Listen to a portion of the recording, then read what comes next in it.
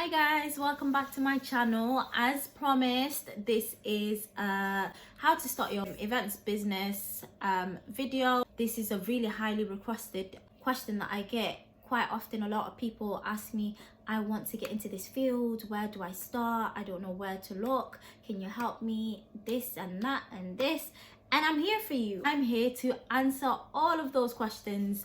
If I do miss any questions out, please do message me, and I'm more than happy to give you all the tips that has helped me. A lot of people do ask me about pricing. That is something that I still I'm not 100 with. What I found easier was just to have packages rather than different prices. I wish I had the help to the right direction. I wish I had the help with pricing and like suppliers and stuff, but obviously it's a dog eat dog world. Yeah, so the way I started this business was very random, to be honest. Around January 2019 I gave birth to my second child, and then around March, April I saw something about event planning. I've always enjoyed doing parties. I've always done like my son's birthday parties, my nieces, my nephews, so I've always been good at that, but I just didn't think it was a career. That does sound silly, I'm not gonna lie, but I honestly, like, I just didn't think it was a paid career. I just thought it was a hobby kind of thing. I didn't actually think that you can go forward and make this a business. I started researching into it, and then I decided to go and do my master's in events. I literally just said to myself, yeah, this is the one for you. Do your master's, because I've always promised myself that I'm going to do my master's only in something that I enjoy. So after having a business management degree for a long time, I just didn't think I was going to go back and actually study my master's, and I thought, yeah, Amira, this is the one. You're going to enjoy this master's course. So I applied for it, I got accepted, alhamdulillah. I did buy quite a few props, just startup props, just the main things that I can reuse in every event that I do. Just like cake stands, just the basic stuff that you can reuse in all your events. So I went and bought that, and then I started taking bookings. The practice has definitely enhanced my experience.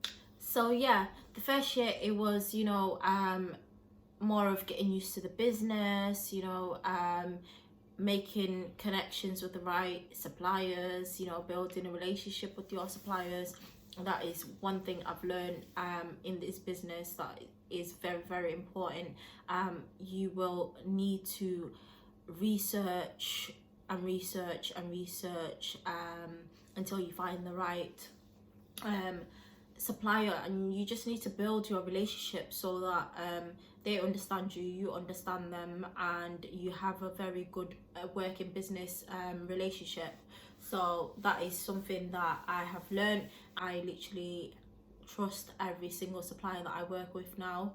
I do have different suppliers on the sides as well, so if my main ones are unavailable, I would go to my backup suppliers. So it's all about building a relationship with the people that are going to help you in this business. At the start, you do need a baker, someone that's going to bake your cakes, your desserts for you. You would need someone that hires out props, since at this point you wouldn't have all the necessary props that you do need for any personalized event. So we've covered suppliers, we've covered pricing. The next one is props and where I purchased my props. In terms of props, the way I do it is I purchase as I go, so the cycle just keeps going. Every event I get, I buy, I put it back into the business, and that's what's worked for me. Obviously everyone is different, other event planners may do it completely different, but that's just something that's worked for me. So how many hours does it take me? At the start it was taking me quite a long time, maybe 3 hours for a little dessert table set up. As time has gone past, obviously with experience I have gone a lot faster with that. So I'd say a birthday party, bridal shower, you know, baby shower, probably take me 2 hours max. And you know, other bigger things like weddings, you know, setting up a whole venue and things like that takes me 3 to 4 hours. How does your collection work? So I obviously ask my clients what time their event is going to finish and what's the best time for me to come and collect. Usually when it's a really late night, I don't like to really go out and do business at night, so I'll just collect first thing the next morning. I just arrange that with them. Obviously I make them aware that any damage to any of my props, they need to pay for it.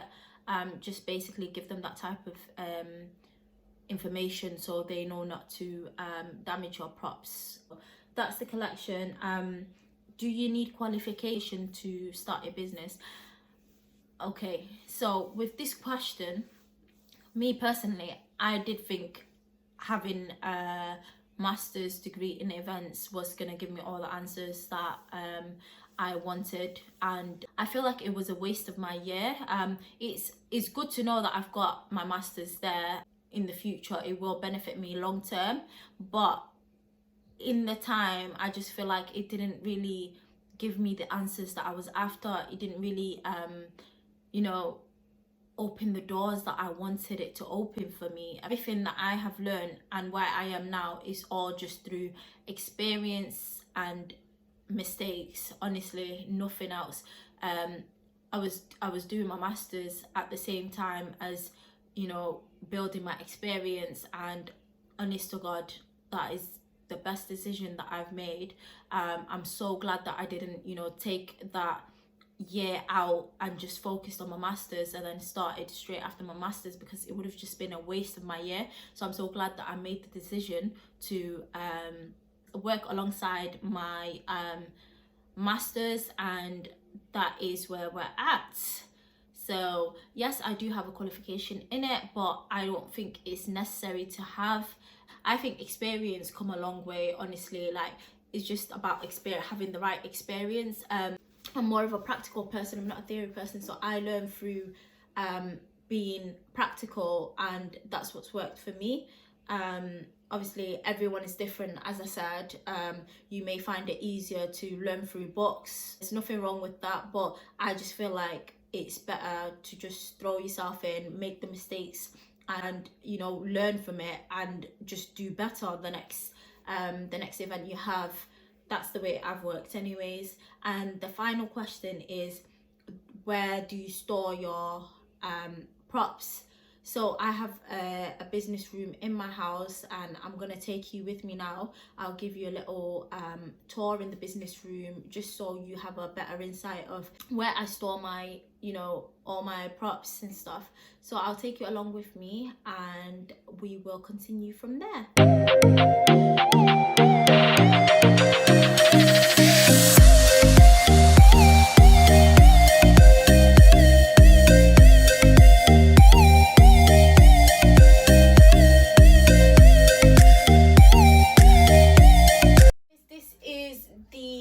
Magic room, business room, storage, everything in one, honestly. I have a love and hate relationship with this room. I'm not gonna lie, I hate it, especially when I have to take things out, obviously for an event, and then put it all back. There is nothing more that I dread than doing that, I'm not gonna lie.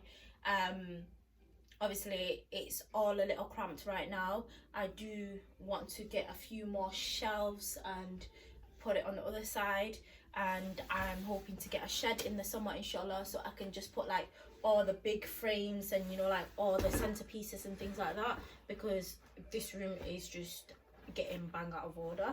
So yeah, inshallah, I do plan to expand this room as my things are getting way too much for this tiny room now. So I'm gonna take it and go and place it in the shed. But yeah, this is the room. I dread to clean this room. I hate coming in here when it's a mess, but this is the best I can do. It still looks messy even though it's organized.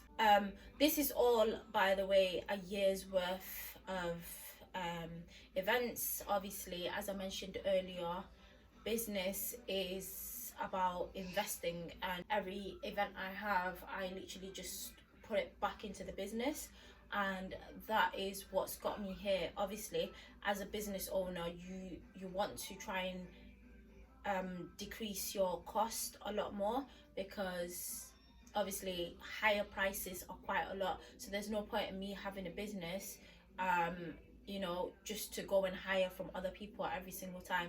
So the way I see it is, I buy everything myself, and like people hire my stuff as well. So even, you know, the times that I don't have any setups to do, there's always some sort of money coming in from this type of business, which is really good.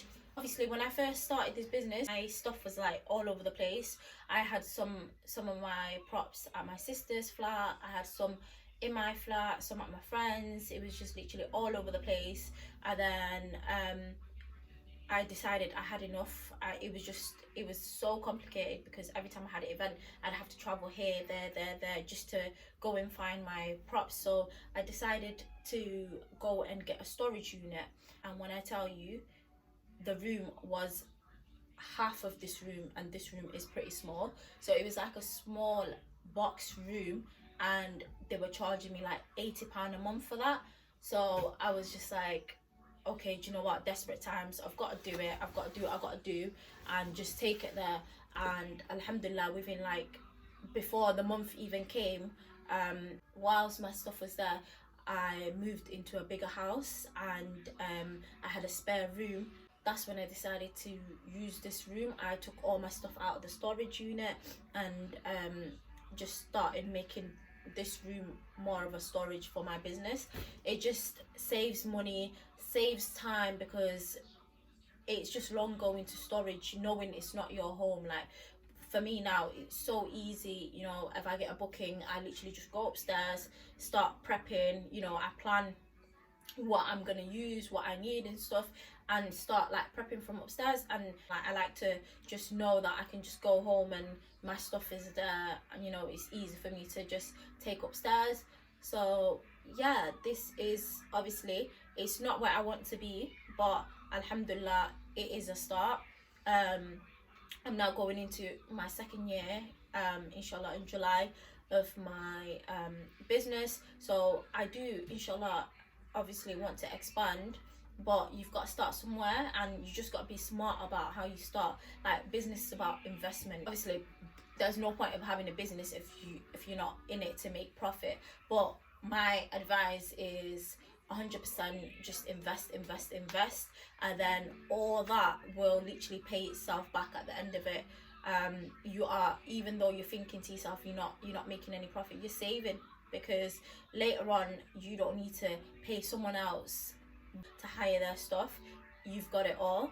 That's the way I see it. So I hope this video has helped you understand my business a lot more. I hope your journey goes well, and may Allah make it easy for all of us, and may He bless all of our businesses, inshallah. And I just hope that I have answered everything that you have wanted to ask an event planner. Thank you so much again for tuning in. Don't forget to like, comment and subscribe, and my social media for my business will be on the description box below. See you later.